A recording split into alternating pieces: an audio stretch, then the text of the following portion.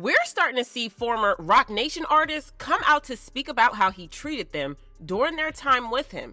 And even singer M.I.A, who was not signed to Roc Nation, has stories for days when it comes to Jay-Z. Only a week after his former Roc Nation artist, M.I.A, came out to accuse him of teaming up with the shady Bronfman family, and another artist, M.I.A, is now coming out to expose Jay-Z of allegedly blackballing her career because she chose not to have an affair with him. According to M.I.A, Jay-Z allegedly made moves on her when they worked together on the remix of her song, Best of Me, and when she shot down his advances, he got mad and almost didn't go through with the song. After she turned him down, things started going left for her and her career started taking hit after hit, and she has been convinced that Jay-Z is responsible for them. Girl, when I tell y'all that M.I.A is no longer afraid to speak her truth and expose people who are responsible for ruining her career, I am not kidding. M.I.A has been in the industry for a long time now because she first debuted in the late 90s. She had the entertainment world on lock because she dropped several bops, and she had a couple of hits under her belts in the 90s and early 2000s.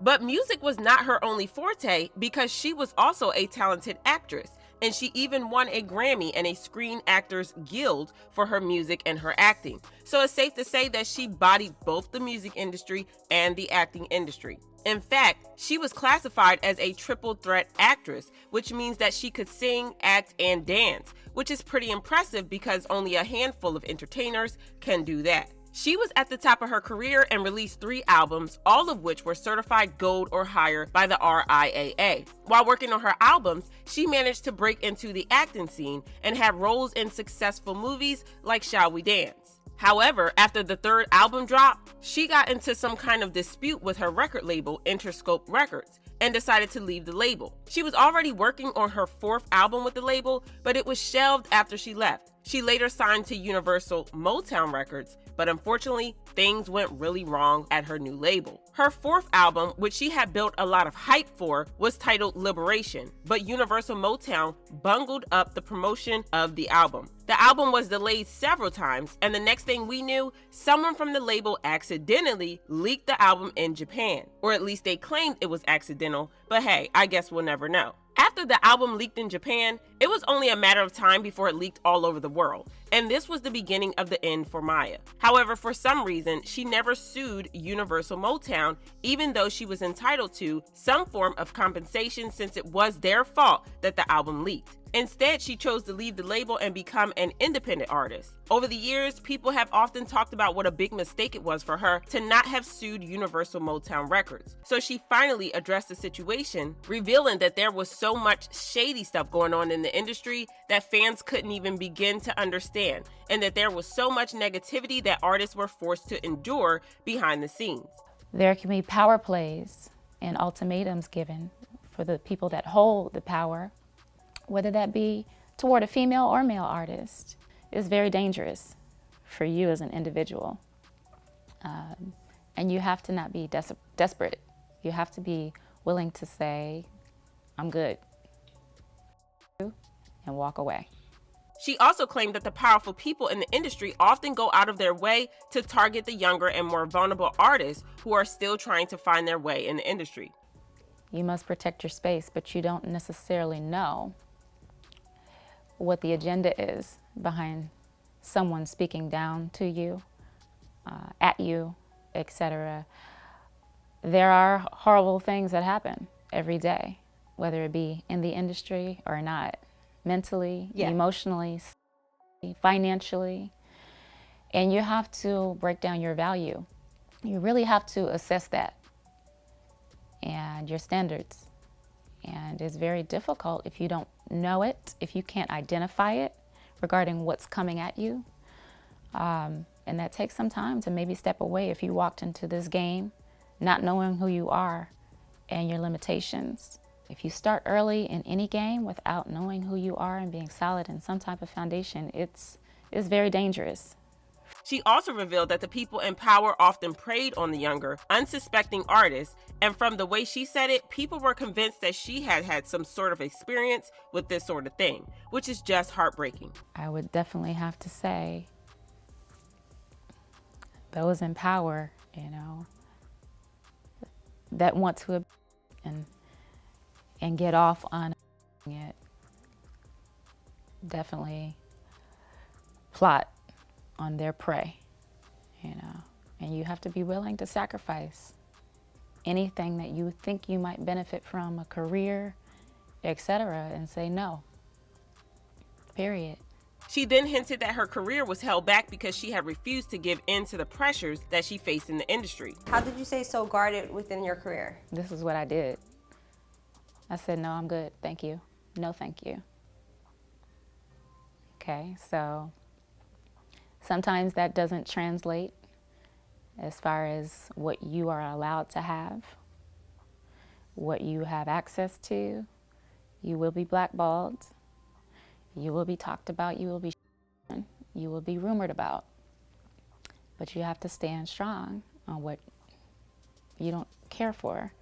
It's not that serious to me, if I have to sell my soul. I understand that I might have sacrificed something in the physical world, but the spiritual world is not worth it. You're okay. You don't need to do anything. What you need to do is protect every part of your life, your spirit especially, because everything else is connected to that.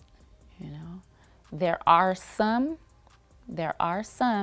people, not everyone, that have huge egos, and awful mindsets towards men, towards women, towards people. And it's very difficult to be around. It's just very difficult. And the way they define success is not your idea of success. So after watching that interview, fans believe that she was taking shots at Jay-Z because back in the day, there were rumors that M.I.A had a little something with Jay-Z, and ever since then, M.I.A's fans have had this theory that Jay had some sort of hand in getting her career to slow down. So they collaborated on the remix of her song Best of Me in 2000, and according to one of the producers who worked on the song, Jay-Z felt disrespected by M.I.A because he didn't think that she was grateful enough to him for hopping on her song. The producer said, so Jay came to the studio that night at the Hit Factory. He got it right away, he understood what it was, but he didn't like M.I.A's vibe in the room. He looked at her like she was a spoiled brat because she was. Jay looked at her like, I'm about to rap on your record, you're about to have a hit, and I don't think you really appreciate it. The producer claimed that Jay-Z then stormed out of the studio, after which people in the studio said to M.I.A, yo, M.I.A, Jay wants to do the record, but he feels like you're not giving him any love, like no thank you or none of that. Jay-Z was later persuaded to come back and finish the song, but there have been a lot of speculations about his relationship with M.I.A after this. Word on the streets is that he tried to put moves on M.I.A, but she shot him down. And that's the real reason that he got salty, and that's why he and the producers tried to paint the narrative that M.I.A was ungrateful for the feature. That died down after a while, and M.I.A was living her life until 2014, after the Jay-Z Solange elevator incident went down, and rumors had it that Jay-Z was cheating on Beyonce, which brought up the whole M.I.A situation, and people were accusing her of being Jay-Z's secret side piece. It got worse when Beyonce's Lemonade album dropped, and M.I.A was accused of being Becky with the good hair. She was dragged so hard that she eventually had to come out to deny the allegations. A fan on Instagram asked her, heard you and Jay-Z had an 11-year affair. Are you his side chick or nah? And M.I.A quickly fired back, never did, never was, and never will. She also wrote, I play second to no one, pay my own bills, have my own label, own management company, rely on God only, and respect myself and marriage too much for nonsense. In her interview with Vlad TV, she also revealed that the things she saw while working in the industry eventually made her create her own label so she could do her own thing on her own terms. You have to step outside of your box, which is why I named my label Planet 9. It's the furthest from Earth. I have had to create my own rules, my own standards to live by, and do things in my own time. My planet might not necessarily rotate around the sun 365 days. It might take me 7 years to do something in my own time versus one Earth year. But I have to put myself in a completely different world and environment just to function and stay good, stay alive, and stay happy. It's crazy how one person can decide to mess with your bag just because you exercise your right to turn down their advances. M.I.A has been getting a lot of support from fans who said, I can tell from her demeanor in the interview, whatever went down behind the scenes has hurt her deeply. She looked like she wanted to cry at times. always wondered what happened to M.I.A. She always had an elegance and grace about her. Respect her then, even more now. Proud of her. And I respect her for having boundaries, respect for herself, and morals. M.I.A was not about to sell her soul to sleep her way through the industry, and that's why they was mad. But y'all let me know what y'all think about this mess, and then check out this next video.